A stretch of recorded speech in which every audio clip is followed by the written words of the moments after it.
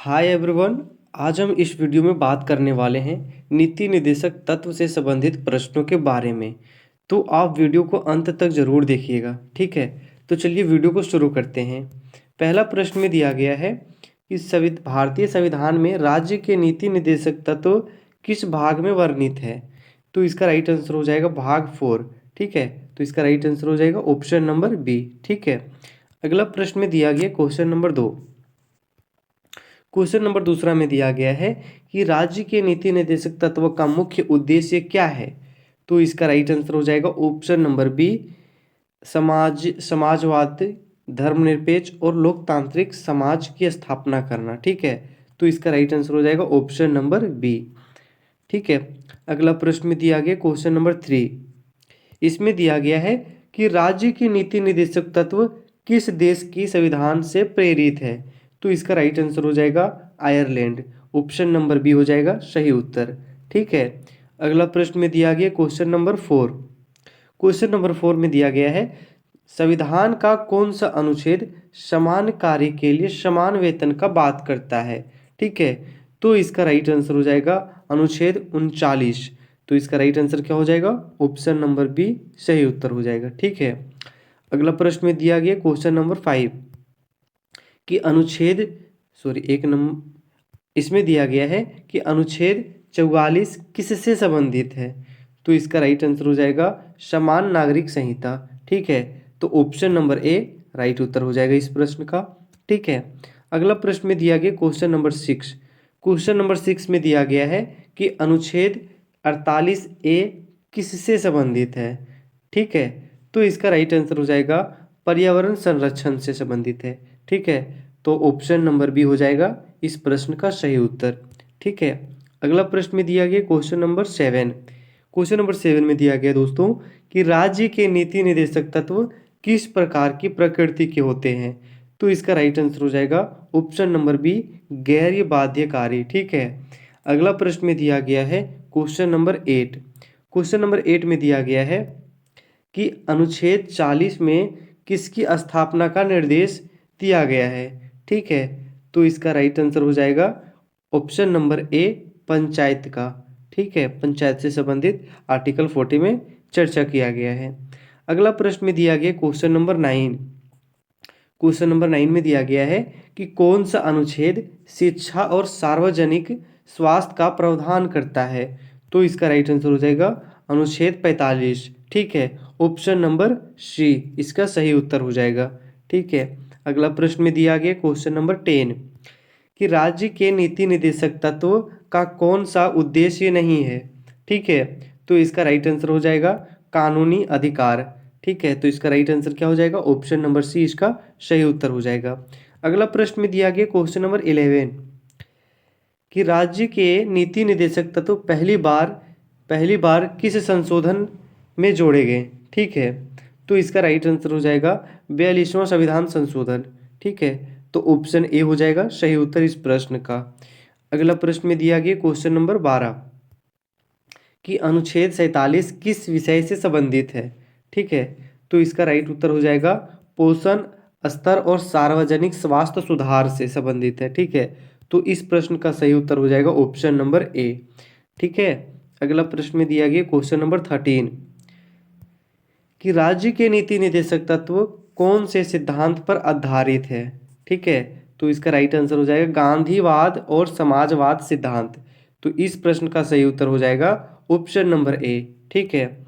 अगला प्रश्न में दिया गया क्वेश्चन नंबर 14 कि गांधीवाद सिद्धांत का उल्लेख राज्य के नीति निर्देशक तत्व में किस अनुच्छेद में है, ठीक है। तो इसका राइट आंसर हो जाएगा ऑप्शन नंबर डी उपरोक्त सभी। इसका मीन्स कि अनुच्छेद 40 में भी है, अनुच्छेद 43 में भी है और अनुच्छेद 48 में भी है, ठीक है। अगला प्रश्न में दिया गया क्वेश्चन नंबर 15 कि राज्य के नीति निर्देशक तत्व का मुख्य लक्ष्य किसकी प्राप्ति है। तो इसका राइट आंसर हो जाएगा ऑप्शन नंबर बी समाजवादी राज्य की, ठीक है। अगला प्रश्न में दिया गया क्वेश्चन नंबर 16 कि अनुच्छेद 45 का संशोधित प्रावधान किससे संबंधित है। तो इसका सही उत्तर हो जाएगा 0-6 वर्ष के बच्चों की देखभाल से संबंधित है। अगला प्रश्न में दिया गया क्वेश्चन नंबर 17। क्वेश्चन नंबर 17 में दिया गया है कि अनुच्छेद 39A किससे संबंधित है? तो इसका राइट आंसर हो जाएगा समान न्याय और निशुल्क विधिक सहायता। ठीक है, तो इस प्रश्न का सही उत्तर हो जाएगा ऑप्शन नंबर ए। अगला प्रश्न में दिया गया क्वेश्चन नंबर 18 कि राज्य के नीति निर्देशक तत्व का पालन करना किस पर निर्भर करता है?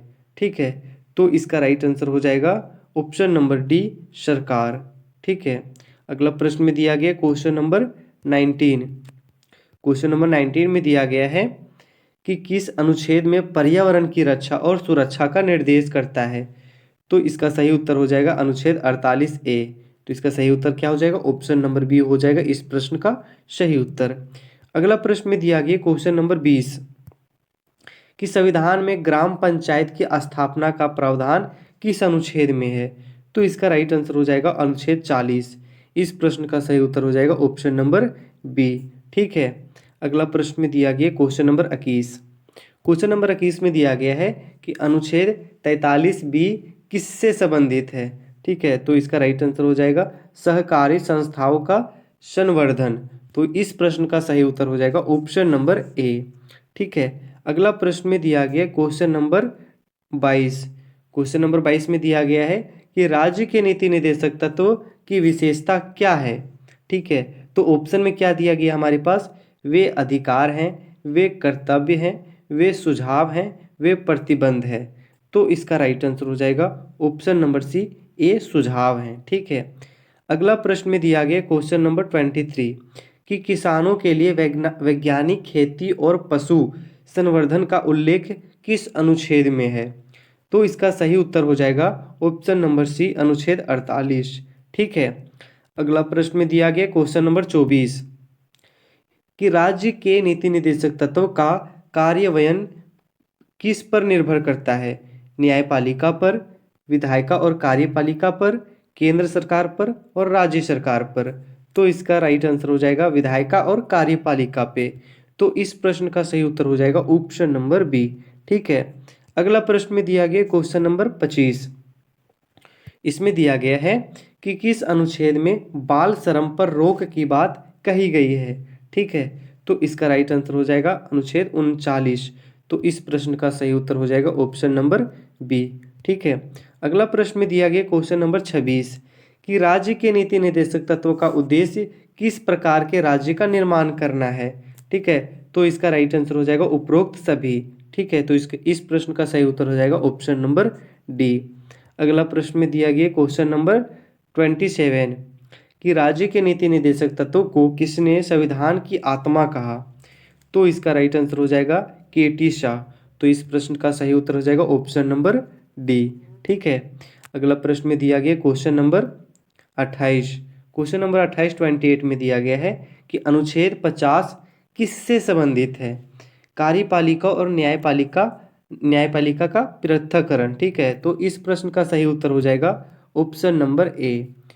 ठीक है, अगला प्रश्न में दिया गया क्वेश्चन नंबर 29 क्वेश्चन नंबर में दिया गया है कि राज्य के नीति निर्देशक तत्वों में आर्थिक समानता का उल्लेख किस अनुच्छेद में है? तो इस प्रश्न का सही उत्तर हो जाएगा अनुच्छेद 38।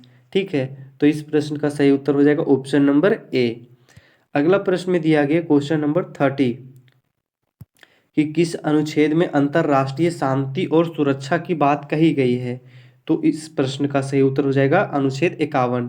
ठीक है, ऑप्शन नंबर बी हो जाएगा सही उत्तर।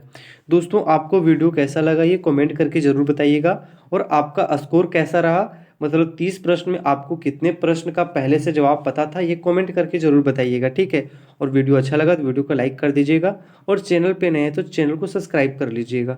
Thank you.